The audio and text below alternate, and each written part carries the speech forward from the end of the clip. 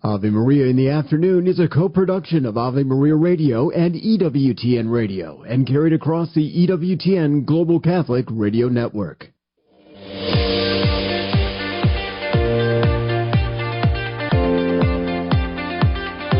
Welcome to Ave Maria in the Afternoon, examining the world through the lens of faith from the heart of the Church to help us navigate the culture.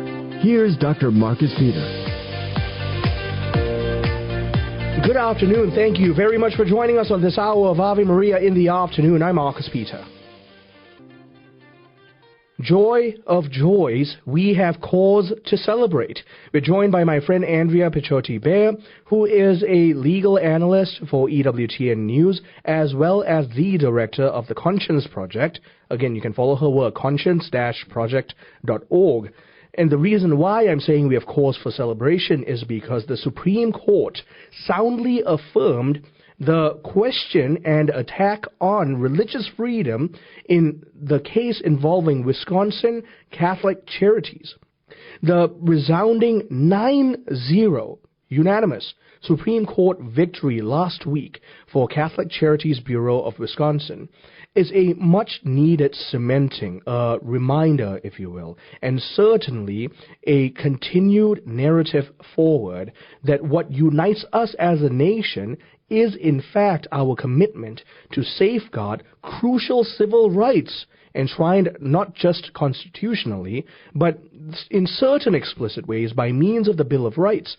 Now, I want to make clear, the founders didn't have as their intent the need to enshrine explicitly every single right owed to the human person, which unfortunately has presented many of the modern struggles that we have right now, because all of our founders, to a man, appealed to Judeo-Christian principles and the foundational framework of natural law and therefore objective morality. And so they presumed that the Constitution was penned in such a manner that would allow for the continued upholding of the dignity of the human person and objective morality in the social sphere. And so in its application, different factions of government, different parties in government can disagree in terms of application. But the unifying principles, crucial civil rights, come from greater endowed, divinely given rights from the Creator to man. And so we can talk about life, liberty, and the pursuit of happiness. But fundamentally, we're talking about the dignity and the right to worship and the right to express one's faith. And so that's what this victory is going to be about. We'll talk with Andrea about this. And then finally, we will speak with Father Paul Mariani about the rise of the church in a post-Mao China. All this after the headlines. Thank you, Marcus, and good afternoon, everyone. This is your Ave Maria Radio News for Wednesday, June 11th. It's the Feast of St. Barnabas. And today's news is brought to you by the Ave Maria family of funds at AveMariaFunds.com. Police in cities across the country are bracing for more anti-ICE protests today. An overnight curfew was put in place in a 1 square mile area of downtown Los Angeles, where most of the violence and vandalism has taken place since the protests began last Friday. In Texas, Governor Greg Abbott ordered the state's National Guard to be deployed to cities. Protests have broken out in New York and Chicago, where thousands demonstrated downtown on Tuesday, as well as in Denver and in Washington, D.C. The U.S. is reportedly preparing to evacuate its Iraqi embassy. Reuters reports the decision is due to heightened security concerns in the region. The outlet added their sources did not specify which security concerns led to the decision. This comes as President Trump has threatened to strike Iran if nuclear program talks with the country failed. In an interview Wednesday, Trump said he's grown less confident that Iran would agree to stop enriching uranium. Elon Musk is offering an olive branch to President Trump. Musk now says some of the posts he made last week about Trump went too far. The SpaceX billionaire got in a war of words with the president on social media last week, which started with his opposition to Trump's massive spending bill and culminated with him claiming that Trump was mentioned in the Epstein files. And Beach Boys founder Brian Wilson is dead at the age of 82. He's considered one of the most innovative songwriters of the 20th century. Wilson also had his own solo career and toured regularly since 1999. No further details about his death were provided. From the Ave Maria Radio.net news desk, I'm Dan McGraw.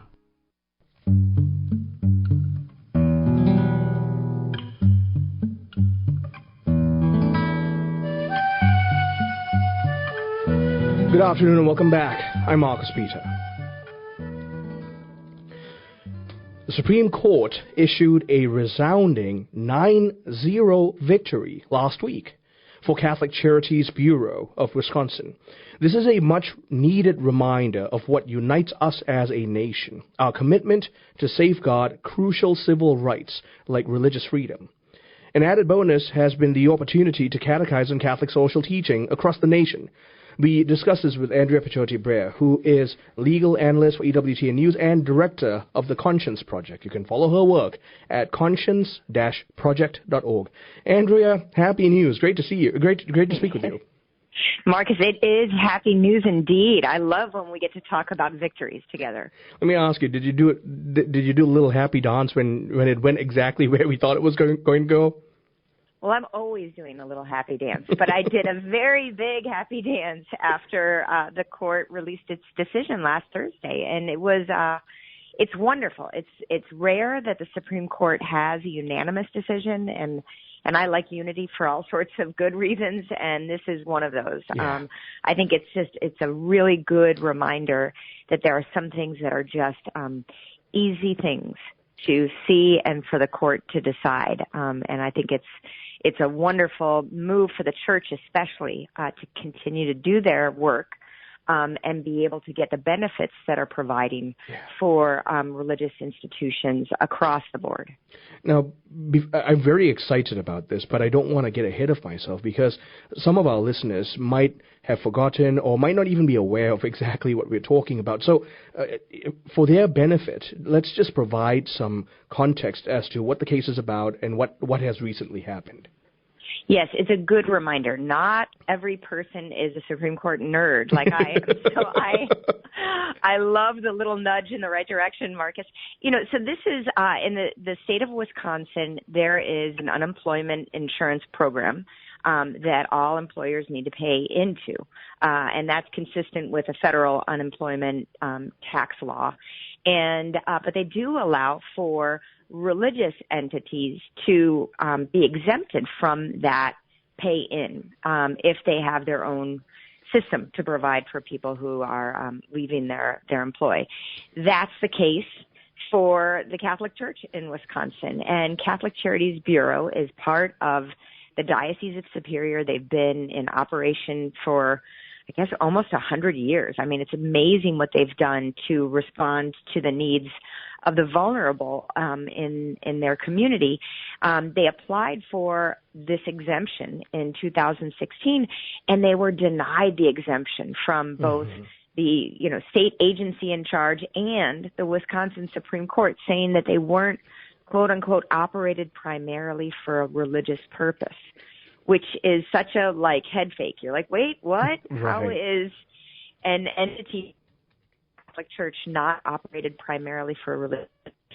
And part of it has to deal with the kind of corporate structure of Catholic Charities, that they are an independent corporate entity just for governance. But for governance, they actually are governed by the bishop. And the bishop decides who's going to be on their board, and it's part of the social ministry of the church. So it was very important to press this idea that religious purposes can look very secular to the untrained eye and have a religious purpose. And, what was very indicative, and we spoke before about this case, is if people become less churched and they see the world responding in very philanthropic ways, they misunderstand true Christian charity. And so the Supreme Court said that the test to exclude Catholic Charities, and the reason being that they didn't proselytize, they didn't limit the services or the gifts that were given to people if they, only Catholics could receive soup at the soup kitchen, that sort of thing, that it was open, consistent with Catholic teaching, to anyone in need. That wasn't for the state to decide that it wasn't a religious entity.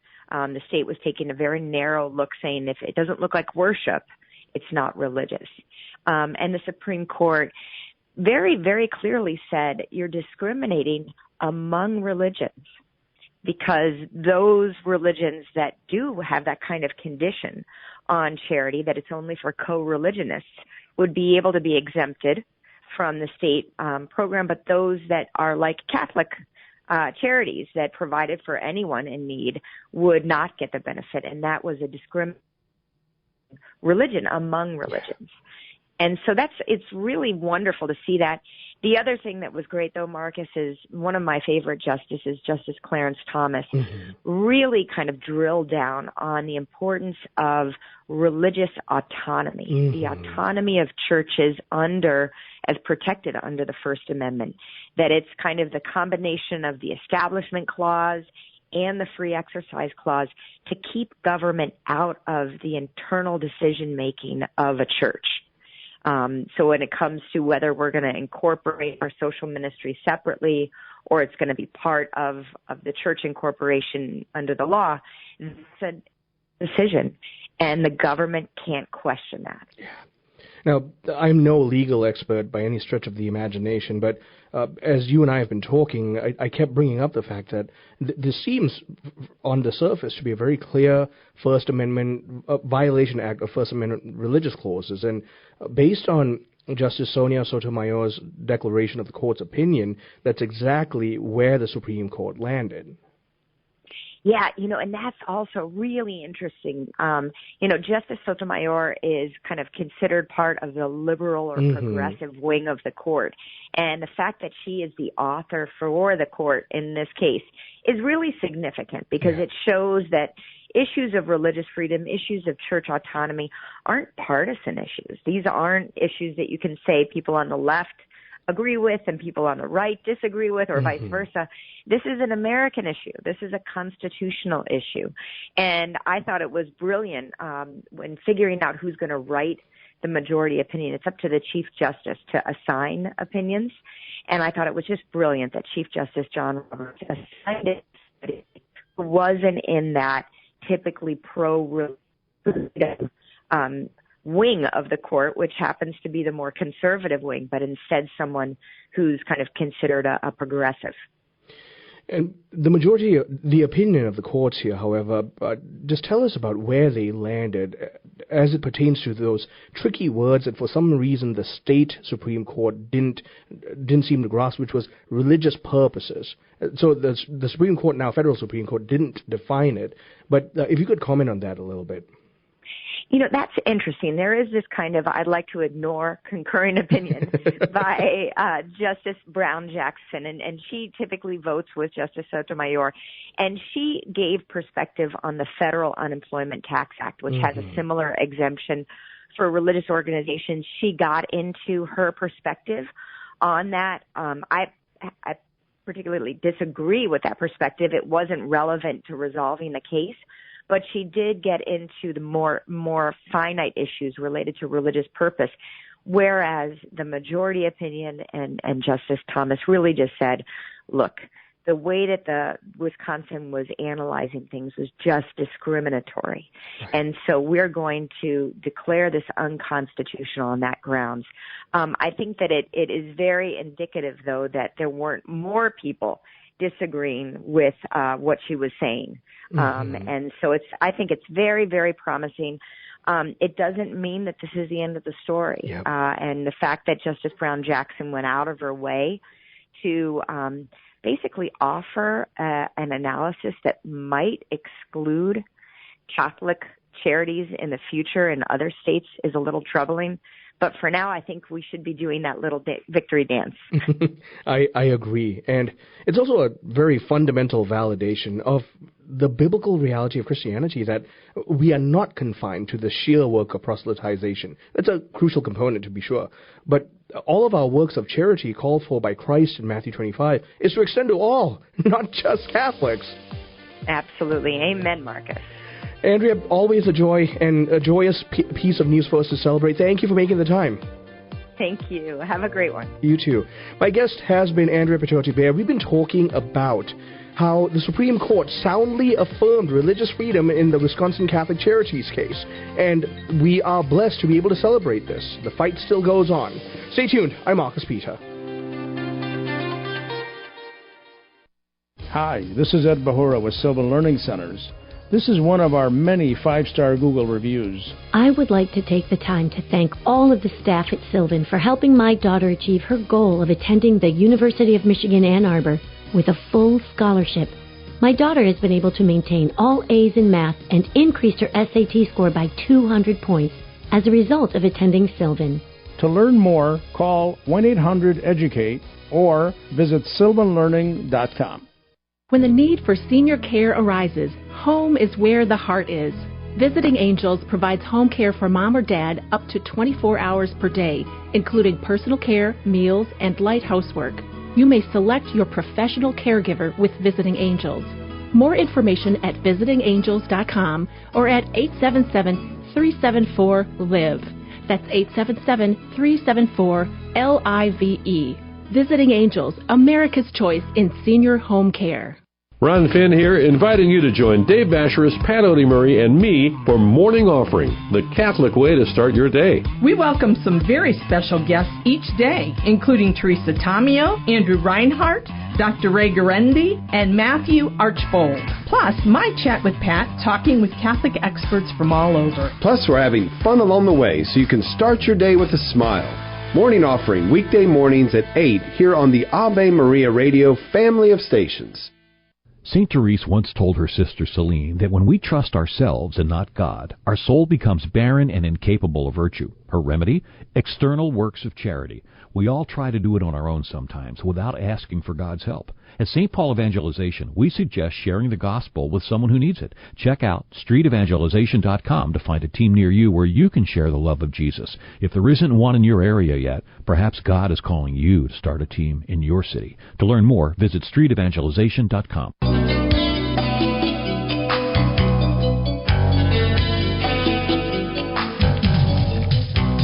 Good afternoon and welcome back. I'm Marcus Peter. Following the Cultural Revolution in China, the Catholic Church, the local Catholic Church in China, but also the global Catholic Church's response to Christianity in China, underwent complex journeys. Focusing on Shanghai, Father Mariani delves into the tensions between the state-sanctioned Catholic Church and the underground community that remained loyal to the Vatican and the Church's magisterium. And he uses newly accessible Chinese sources to illuminate this intricate and convoluted narrative. Father Paul Mariani is a Jesuit priest and Edmund Campion Professor of History at Santa Clara University. He's also the author of Church Militant, Bishop Kung, and the book we are talking about today, China's Church Divided, Bishop Louis Jin and the Post-Mao Catholic Revival. Father, thank you for making the time. How are you? Very good, Doctor. Good to hear you and good to be on the interview. It's a real honor to connect with you. I want to say, as someone who grew up in Asia and was schooled in Chinese Taiwanese, I was schooled in a Chinese Taiwanese school. The historicity and the background of your text is crucial because I think very few people are fully aware of the very particular intricate plights of being a Christian, and especially communist China, but now post-Mao China. So for the sake of our listeners, if you could provide a bit of a historical context as to where they've come from since the Cultural Revolution and where they are now.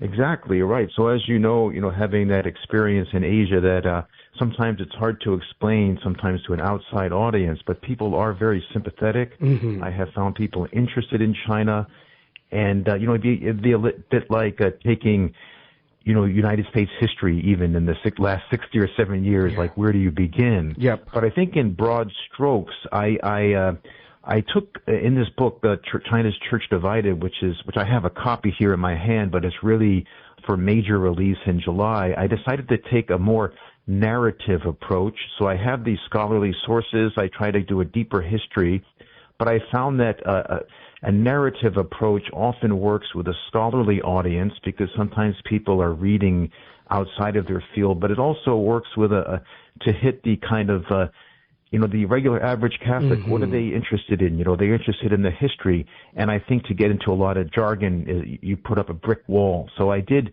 about as accessible as I could. And let me say that there were two books. I did a book on the 1950s, the Church Militant, and that was when there was a direct, very clear clash between the Catholic Church and the party, which was kind of newly ascended, had just beaten the nationalists in a civil war. And then and that was about 14 years ago, and I'd always felt I could do a sequel. What happened when China reopened after the Cultural Revolution? Because in many ways, people hear the Cultural Revolution, that was a period of kind of high drama, and that churches were attacked. But even in the 1950s, things were not always easy for Catholic and Protestant churches within China, because there was a real struggle with the state, of which the Cultural Revolution was sort of a pinnacle. And then in the 1980s, the Chinese government decided to change direction a bit and be a little bit more friendly with churches, in some cases helping them, regain properties. And so I've documented that in my current book, but it was very clear that the state still wanted control, and they still wanted a state church.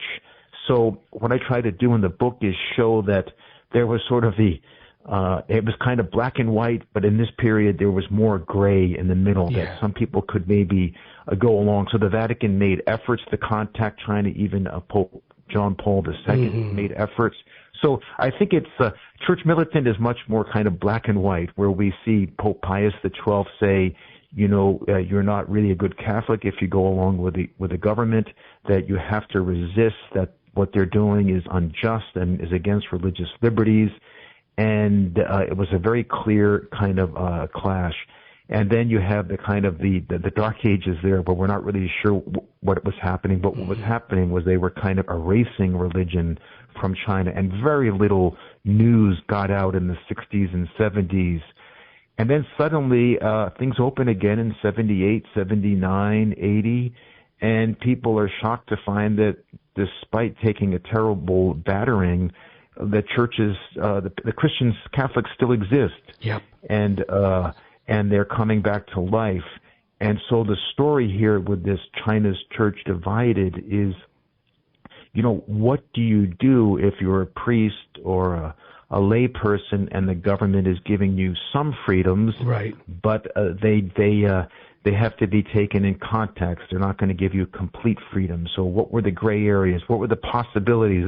What do they say about politics? It's the art of the possible, right? The art of the possible. So trying to find a way to negotiate in the future. So, and unfortunately, what we got was sort of a divided church, that the government was still very much committed to this state church idea. And then the underground said, we will not go along with this. We've been, kind of tricked in the past. So they go their own way. And then I think for some people there were gray areas. Maybe they could work out some freedoms.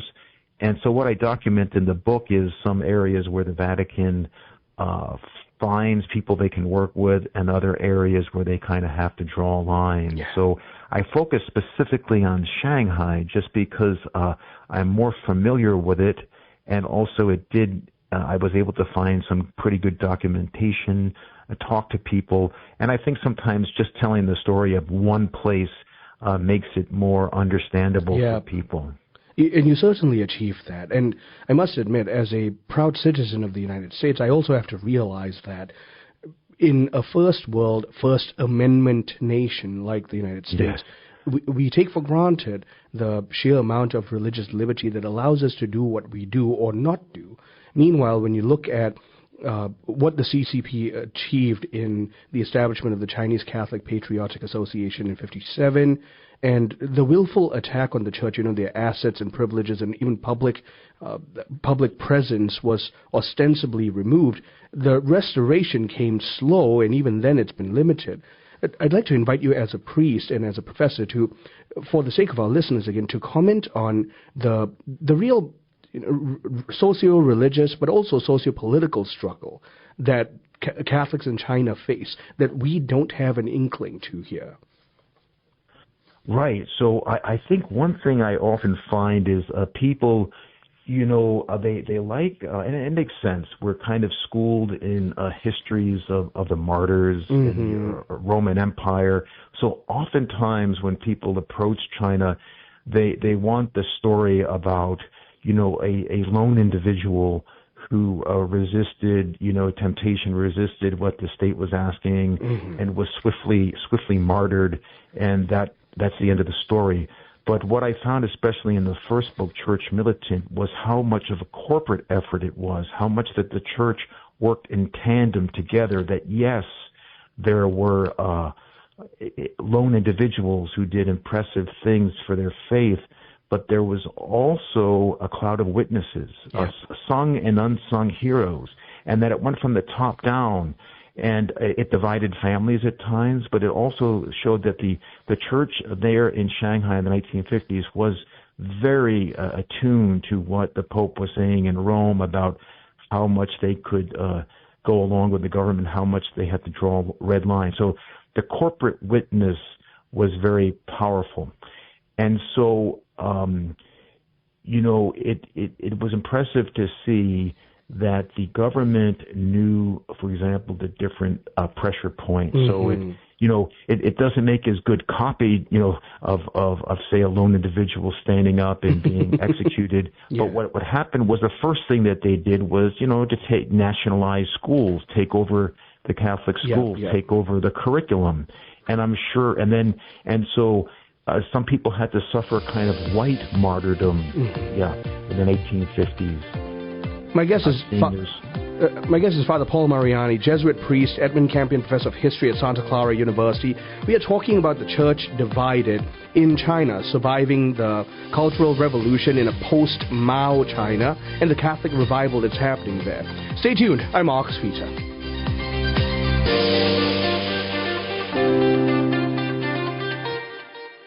This program brought to you in part by Ave Maria, Florida, a big kind of small town where golf carts take you everywhere and there's always something fun around the corner. Discover championship golf, resort-style amenities, and a town center full of shopping and dining. With Ave Maria University and Ave Maria Catholic Church at its heart, it's a community full of connection and charm. More than 25 model homes are available for viewing. More information can be found at AveMaria.com. That's AveMaria.com. Ave Maria in the Afternoon is underwritten by the following nonprofit organization: Real Estate for Life. Buying or selling your home or business property? Real Estate for Life can connect you with one of 1,400 pro-life real estate agents around the world. When Real Estate for Life receives a referral fee, they donate 70% to Ave Maria Radio and Human Life International. More information at realestateforlife.org or 877-LIFE-US1. That's realestateforlife.org. Underwritten in part by the following nonprofit. Are you paying high prices with a traditional health insurance company that pays for things that violate your conscience? There's an alternative available. Solidarity HealthShare is a community of faithful individuals and families that never share into immoral medical services, all while saving you money with prices starting as low as $85 per month for singles and $512 for families. Never fund another abortion with your healthcare dollars. Call 844-313-4999 to learn more. On the next Epiphany. Hi, Vanessa Denhagarmo here. John Mansour will tell us all about Stride for Seminarians event coming up later this summer and why it's important. We'll also highlight the National Association of Catholic Nurses Conference coming up at Madonna University in Livonia. Epiphany, weekdays at noon. And be sure to catch past episodes in our archive at AveMariaRadio.net. Blessed Carlo Acutis is quoted as saying, "Continuously ask your guardian angel for help. Your guardian angel has to become your best friend." We all have traveling companions, our guardian angels walking with us through life. How often are you communicating with your angel? Jesus said, "I send you an angel before you to protect you, to accompany you along the path so that you do not make mistakes." According to the tradition of the Catholic Church, each of us has a guardian angel who protects us and helps make us aware of things around us. In his Angelus in 2021, Pope Francis noted that oftentimes we have that feeling that I should do this, or this is not right, or be careful. That's the voice of our guardian angel. We don't walk alone. Not listening to our guardian angel's advice, however, the Pope says, is like telling him to go away. It's dangerous to chase away our traveling companion. This has been a Christ-Centered Communication Message. I'm Vanessa Denha-Garmo, a communications evangelist and host of Epiphany. Do you own popular index mutual funds or ETFs? If so, you're automatically own shares of companies that conflict with your moral beliefs. Ave Maria mutual funds are managed to conform to pro-life and pro-family values. Long-term investors can invest in the no-load Ave Maria mutual funds. The experienced professional portfolio managers make decisions based on investment fundamentals and pro-life values. You can learn more about Ave Maria mutual funds today at 866-AVE-MARIA or visit AveMariaFunds.com. Ave Maria School of Law is the Roman Catholic law school in the United States. Consistently ranked in the Princeton Review as one of the best and most conservative law schools, as well as pre-law's most devout law school. Ave Maria School of Law provides a traditional legal education while emphasizing how the law intersects with the Catholic intellectual tradition and natural law philosophy. Ave Maria School of Law, unabashedly Catholic, consistently excellent. For more information, visit avemarialaw.edu.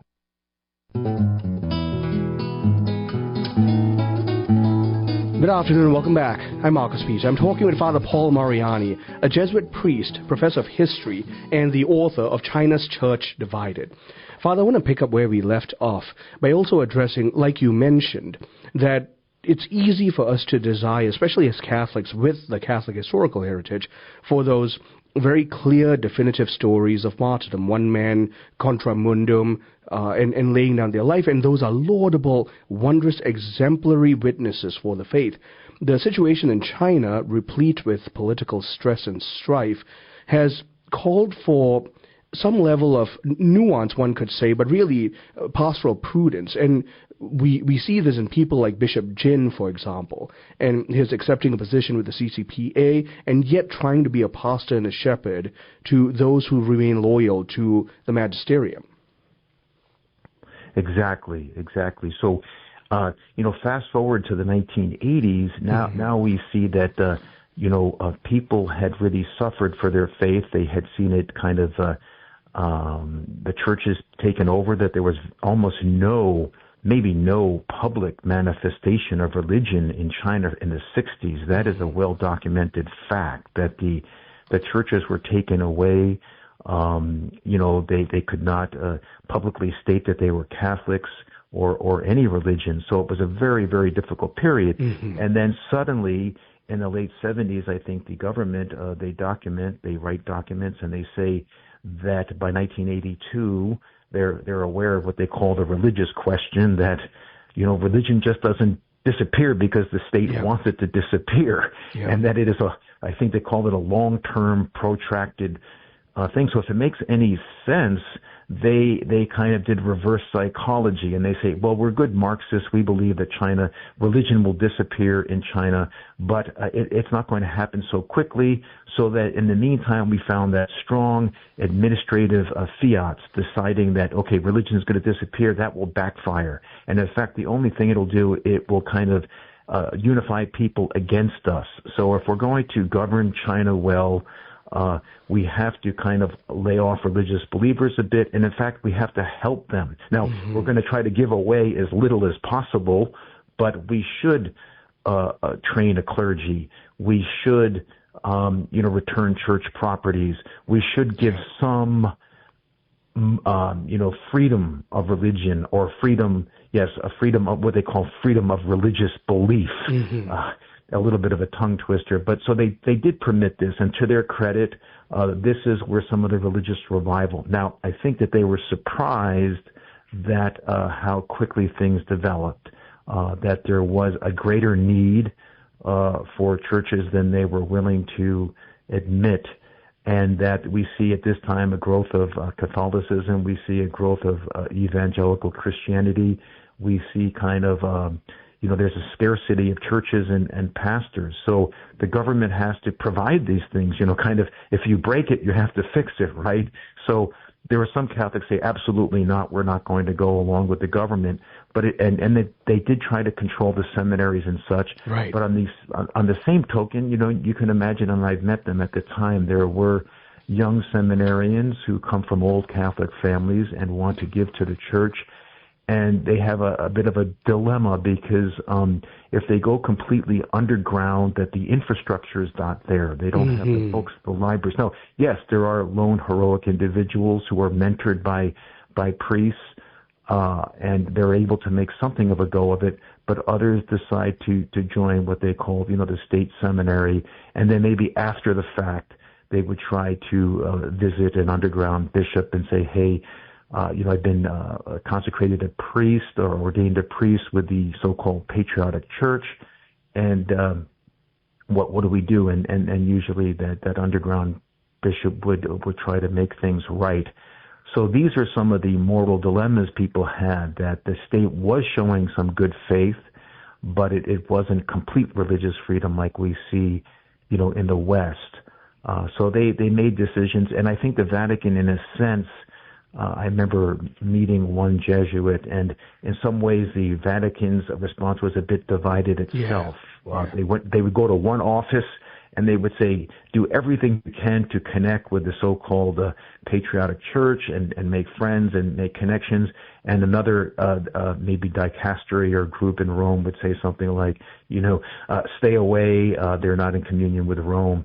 And I think in the end, what happened under John Paul and under Pope Benedict, because the lay people, they have the right to know who their bishop is, right? I mean, I don't know if that's exactly in canon law, but they have the right to know. And if it's confused, it doesn't help the normal functioning of the church. So the Vatican is slowly reconciling with bishop by bishop on a case-by-case basis, to the point that by 2007, when Pope Benedict wrote his letter, he even says in black and white in the letter that the great majority of Chinese bishops have been reconciled with Rome. Now, later, some people might say maybe they were too hasty or that some of the choices were not great, but to the point where we are today, where almost all bishops in China are reconciled with Rome, but then China keeps going ahead and naming more bishops, and then the Pope is kind of forced into a situation where he's presented with a fait accompli. We'll see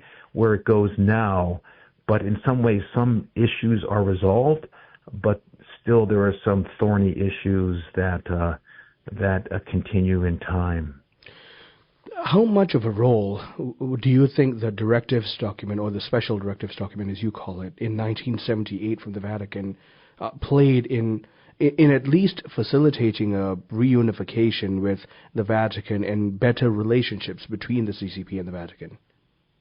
Right, exactly. That was a very special document, and I've seen it, and I got a copy of it in 1978, and it may have been true also for some of the churches in Eastern Europe. But basically, the Vatican wrote a very small, at least for China, very thin document, which basically allowed extraordinary privileges for lay people in China, and also for priests and bishops, that priests could do certain things that only a bishop could do. They could do it outside of their normal diocese because of the grave circumstances. So all of these, I think, I was thinking about this document even today. It gave broad and extraordinary permissions. And so we say, what is an underground church? It's kind of hard to get our mind around it. But that document, in a sense, gave a canonical basic, gave the green light from the Vatican, a canonical basis that a priest who got a hold of that small document could say, I can rest easy, my conscience is clear, I can witness this marriage, I can baptize these people, I can say a mass in the most stripped down version imaginable, like maybe just with the elements of bread and wine and the basic words, I can do this for a community. And so it really, I think, gave a strong canonical basis for an underground church. And then I think by 2007, when Pope Benedict wrote that letter to China, he revoked some of those special privileges because you could see what could happen, right? And the other extraordinary thing I found in the book, China's Church Divided, was apparently there was a document that permitted even bishops to consecrate other bishops. Now, I think that might have gotten a little out of hand in some areas, but they did give permission. So you can see the Vatican really wanting that if it's in survival mode, they will give the tools to the church necessary for them to survive. As things got more, I think as things got more set and normal, then the church could they didn't need those survival tools. But they, for sure, it is documented, they did give the church the green light for the underground church to continue to grow and also to have special privileges that they knew the situation. For example, in China, we think it's just normal. A Sunday is the weekend, right? Yep. You don't work. No one works on Sunday. Well, in many cases, officially government offices, banks, and things are never open on Sunday. Well, in China, they could not honor that, so they gave permissions for the Catholics to survive. My guest is Father Paul Mariani, and he's regaling us with the intriguing reality of the struggles of the divided church in China and the continued pastoral prudence necessary for the sacramental well-being of the faithful there. Stay tuned. I'm Marcus Peter. Support Arbor Women Health in their mission offering pro-life care to women facing unexpected pregnancies. Join them for their 2025 Flourish fundraiser dinner Friday, June 13th at 5:30 p.m. at the St. John's Resort in Plymouth, including special video messages from Lila Rose and Sean Carney, and emceed by Dr. Marcus Peter. Visit arborwoman.com to purchase tickets or become a corporate sponsor today. That's arborwoman.com. The Wine Palace in Livonia is a proud sponsor of Ave Maria Radio. The Wine Palace is a family-owned business for over 60 years where customers come in for a great service. The 9,000 square foot store includes a humidor, specialty wine room, and a rare and collectible spirits room. We have the largest selection of spirits in the state at the most competitive prices. Ask for one of the brothers, Cliff or Kelly, and thank them for their strong support of Catholic Radio. Delivery is available. Please visit the Wine Palace at I-96 in Middlebelt or at winepalacemi.com. Resetting your password, unsubscribing from emails, printing anything. Why are simple things sometimes so complicated? Thankfully, with an auto owner's insurance independent agent, getting the right coverage for your business doesn't have to be one of them, so you can get back to more important things, like learning how that printer works. That's simple human sense. Call Choice Insurance Agency at 734-641-4200. This week on Christ is the Answer, Father John talks about how important it is to tell your story. God has touched all of our lives in different ways, appearing personally and uniquely to each of us. And that story of how the Lord moved in and through us is a great way to evangelize. Join us this week as Father John not only tells God's story in his own life, but he shows us how you too can share your story and be an instrument for evangelization. Tune in for Christ is the Answer, Monday through Fridays at 11 a.m. on Ave Maria Radio. How can we, mere mortals that we are, call God our Father? The Catholic Catechism says we can do this because His Son, who became man, has revealed the Father to us, and because His Spirit makes Him known to us. When we pray to the Father, we are in communion with Him and with His Son, Jesus Christ. We come to know and recognize Him with an ever new sense of wonder. The first phrase of the Our Father is a blessing and adoration before it is a supplication. We can adore the Father because He has caused us to be reborn to His life by adopting us through baptism. He incorporates us into the body of His Christ. The free gift of adoption requires conversion on our part. Praying to our Father should develop in us two fundamental dispositions. Number one, the desire to become like God by responding to His grace. Number two, a humble and trusting heart.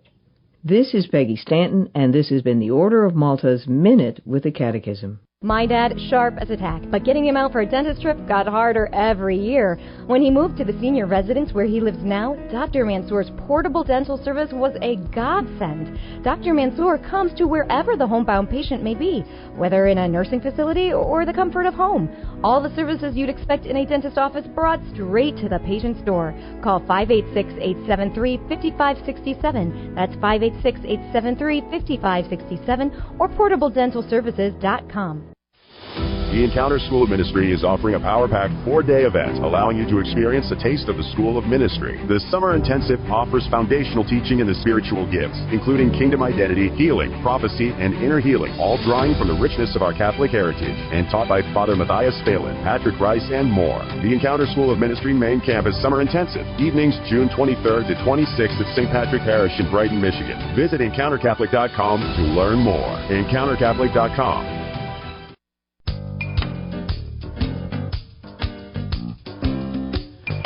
Good afternoon and welcome back.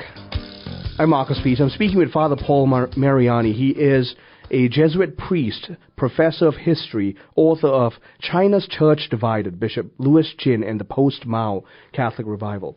So, Father, when we left off, you were just telling us about those very real social realities, things like not being able to honor Sunday without special permissions to worship the Lord. Now, over and above the socio-political realities that we've been talking about, and I'm a student of history, so that kind of thing deeply intrigues me because I think it's necessary.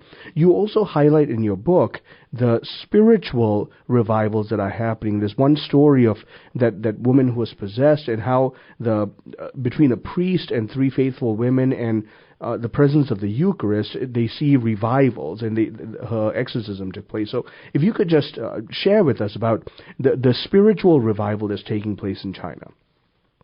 Exactly. So what happens, I think of it almost like that the church was repressed or put down.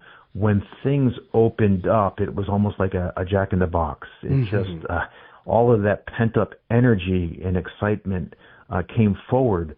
So what I document, I think, in chapter 2 of the book or so, was that as the government slowly relaxes some of the pressure it had put against religion, suddenly things are back where they were decades before.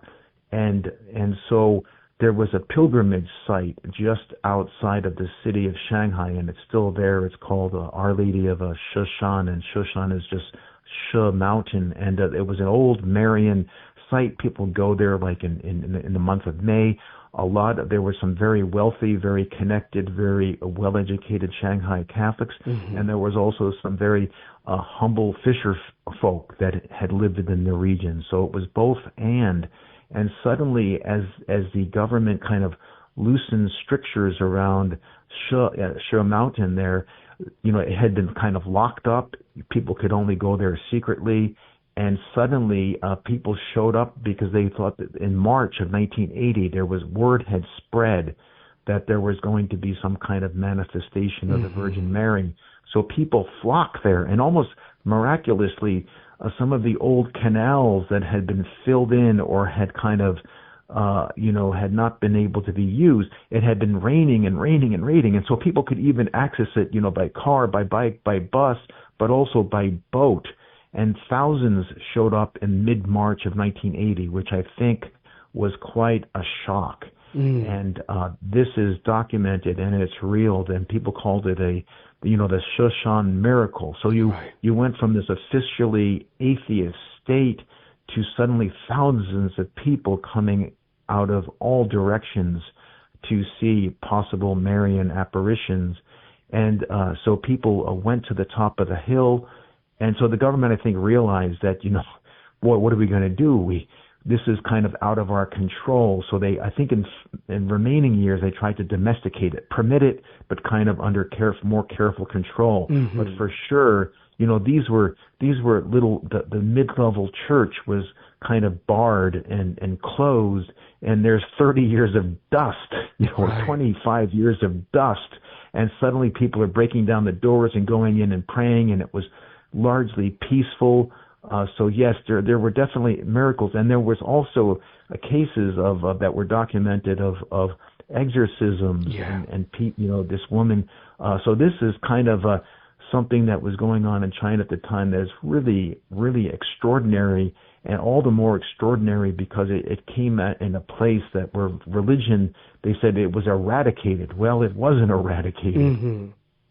In fact, not only was it not eradicated, it was very clear that the religious sentiment, the kind of sensus fidelium of the people was alive and well and waiting to bust out, to burgeon out, so to speak. So from there, between the spiritual uprising, if you will, or revival, I should say, plus the ever-growing, but it seems like an increase in freedom at the socio-political level, we have seen the Chinese church continue to take steps towards where it is today, but we also continue to see anywhere from ostracization to even persecution. Jimmy Lai comes to mind, and so it's not as if religious freedom is a complete gospel in China.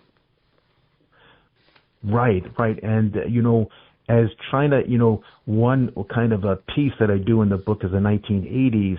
And since then, China's economy has now it's kind of been, it's kind of old news in a sense. Mm-hmm. So the 1980s, still China is quite poor. It wants economic reforms. It realizes it has to get everybody on board in order to create these economic reforms, that it can't antagonize religious believers. Yeah. So that, in a sense, that's been a great success story, that China's economy has kind of boomed. And now I think we're once again in a period of greater tightening, that, the 80s and 90s were never great for China, but they were better, that there was a greater spirit of openness.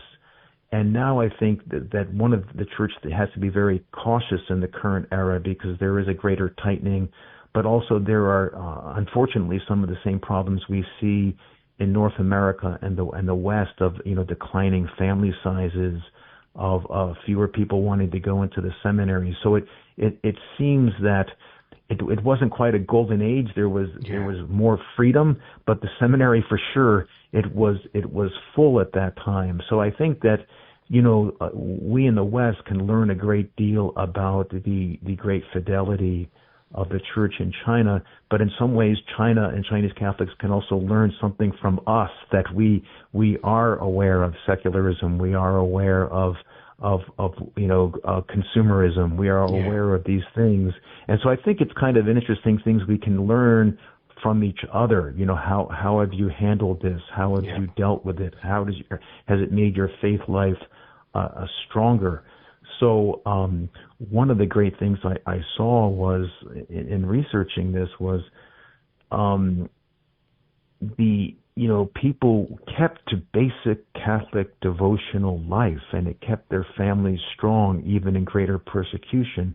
And so with greater consumerism, and did they take away the family rosary and end up watching TV? These are things that are documented in the book.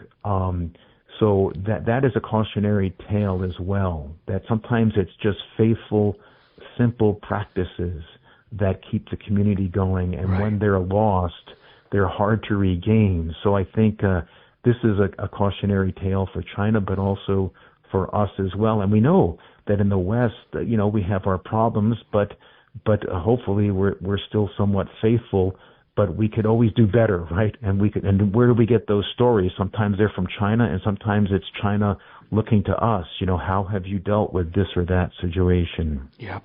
And so you made a comment, Father, that I'd like to ask for your expert insight on as an historian, but also as a priest.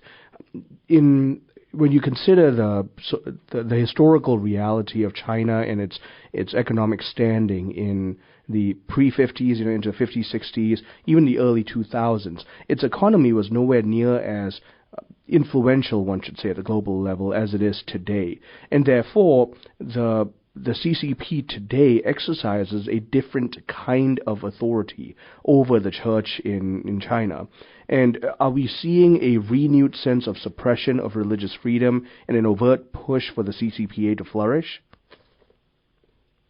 Yes, I think that, they know the power of religion, they know the power of faith. Mm-hmm. So I think that currently in the church in China today, number one, I think they will, they have to be diplomatic, that in a certain sense, the church and the state are not completely at loggerheads, that I'm sure that people know that the Vatican is talking to China, but I also think that there's a level of maybe disappointment that, what will they do moving forward into the future, that it's a very delicate situation.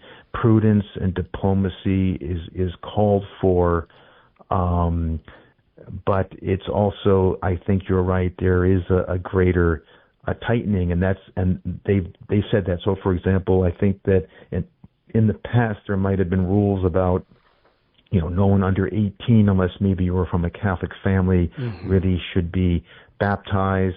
But now it seems that they're really enforcing some of those things. So it's a delicate position, but I think, like, for example, the last time I was in China was 2018. The church tries to make things look as normal as possible, right? To just kind of carry on, to go forward. So people would see things like, open churches. It's just that it's kind of in a climate of caution. Mm-hmm. And this climate of caution is accentuated, compounded, or even mitigated. We don't quite know yet with that deal that Pope Francis's papacy made with the CCP. A lot of, like I mentioned, the details were not made privy to the public. Do you have any insight on that? There's no particular insight because it's still secret. I mean, but we'll see what Pope Leo does, if he kind of goes cautiously forward or what he does. So I think for both the church and also for the Chinese government, I hope, better judgment will prevail, and they'll try to work on certain commonalities, because it's hard to work with China and just completely ignore the government. That's been true even of European countries as well, that they have to come to terms with who is the proper government, but then they also have to find ways for survival and maybe even flourishing of the church. So I think that issue will be around for some time. Father, I really enjoyed this conversation. Thank you for making the time. Yes, thank you so much, Roger. Great to talk to you. My guest, Father Paul Mariani, Jesuit priest, Edmund Campion Professor of History at Santa Clara University.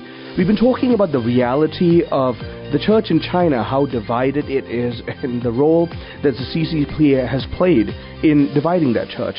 Thank you for joining us. I'm Marcus Peter.